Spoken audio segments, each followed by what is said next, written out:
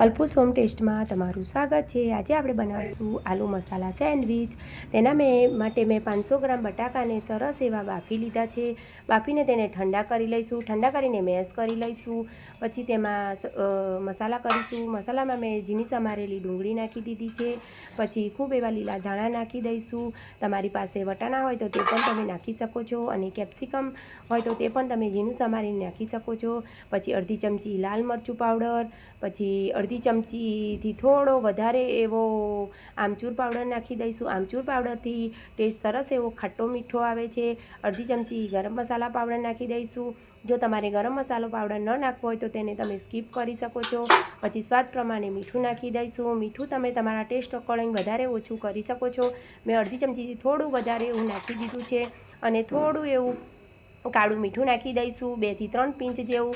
પછી તેમાં આપણે સરસ એવું મિક્સ કરી લઈશું। ચમચાની મદદથી તમારે બટાકા અને જે આપણે મસાલા કર્યા છે તે સરસ એવા મિક્સ કરી લેવાના, તેથી બટાકામાં સરસ એવો ટેસ્ટ આવી જાય અને બધું સરસ એવું મિક્સ થઈ જાય। પછી આપણે તેને સાઈડમાં મૂકી દઈશું, અને પછી આપણે સેન્ડવિચ મસાલો બનાવીને રેડી કરીશું। તેના માટે 1 મોટી ચમચી ચાટ મસાલા પાવડર, અડધી ચમચી જેવો તમે શેકેલા જીરાનો પાવડર નાખી દઈશું, અડધી ચમચી આમચૂર પાવડર નાખી દઈશું, અને કાળું મીઠું નાખી દઈશું અડધી ચમચી, અને સરસ એવું તેને મિક્સ કરી લઈશું। આ સેન્ડવિચ મસાલો બનાવીને તમે સ્ટોર કરી શકો છો, અને જ્યારે તમારે સેન્ડવિચ બનાવવી હોય ત્યારે તમે ઉપરથી સ્પ્રિંકલ કરી શકો છો, તો તમારો સેન્ડવિચનો ટેસ્ટ ખૂબ સરસ એવો આવશે। પછી સેન્ડવિચની ચટણી બનાવી લઈશું। તેના માટે મેં 2 થી 3 ચમચી જેવા ફુદીનાના પાન લઈ લીધા છે, અને 1 તીખું મરચું લઈ લીધું છે। મરચું તમે તમારા ટેસ્ટ અકોર્ડિંગ વધારે ઓછું કરી શકો છો।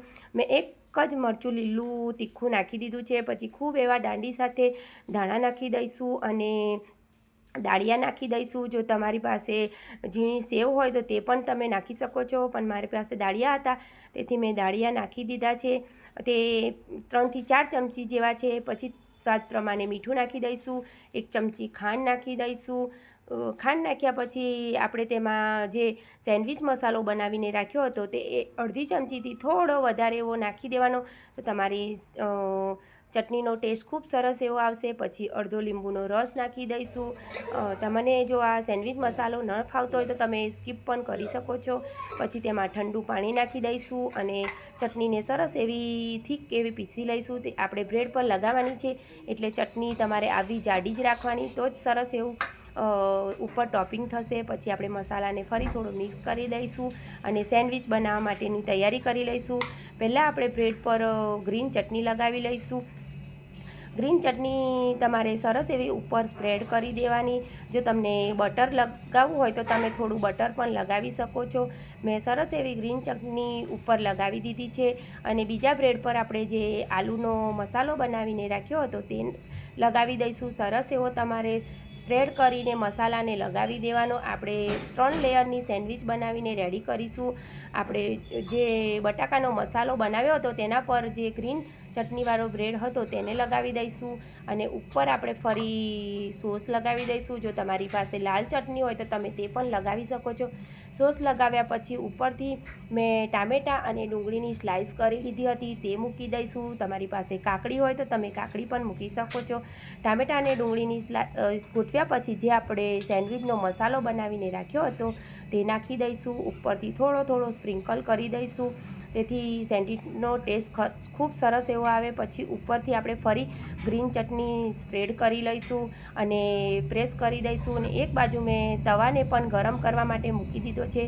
તમે જોઈ શકો છો આપણી 3 લેયર સેન્ડવિચ બનીને તૈયાર થઈ ગઈ છે। આપણે તેને સરસ એવી ગોલ્ડન બ્રાઉન શેકી લઈશું। જો તમારી પાસે સેન્ડવિચ ટોસ્ટર હોય તો તમે તેમાં પણ શેકી શકો છો। મેં સિમ્પલ તવામાં શેકી લીધી છે। તવામાં થોડું એવું તેલ લગાવી લીધું છે। તમારી પાસે બટર હોય તો તમે બટર પણ લગાવી શકો છો। પછી સરસ એવા ધીમા ગેસ પર તમારે બંને બાજુ સરસ એવી ગોલ્ડન બ્રાઉન થાય ત્યાં સુધી સેન્ડવિચને શેકી લેવાની। મેં સરસ એવી સેન્ડવિચને શેકી લીધી છે। આપણી ગરમા ગરમ આલુ મસાલા સેન્ડવિચ બનીને રેડી છે. તમે જોઈ શકો છો ઉપરથી સરસ એવી ગોલ્ડન બ્રાઉન બનીને રેડી થઈ ગઈ છે. તેને આપણે એક પ્લેટમાં કાઢી લઈશું અને પછી તેને આપણે વચ્ચેથી કટ કરી લઈશું. બજાર કરતાં એકદમ મસ્ત મજાની આપણી સેન્ડવિચ બનીને રેડી છે. વચ્ચેથી કટ લગાવીને તમે જોઈ શકો છો મારી સેન્ડવિચમાં કેટલો મસ્ત મજાનો મસાલો બનીને રેડી થઈ ગયો છે. તમને મારી આ રેસીપી ગમતી હોય તો મારી ચેનલને લાઈક કરજો, સબસ્ક્રાઈબ કરજો અને શેર કરજો. તમારો ધન્યવાદ. જય માતાજી. અને તમારે જો સેન્ડવિચમાં નાખવા માટેના ચાટ મસાલાની રેસીપી જોઈતી હોય તો મને કોમેન્ટ કરીને જણાવજો.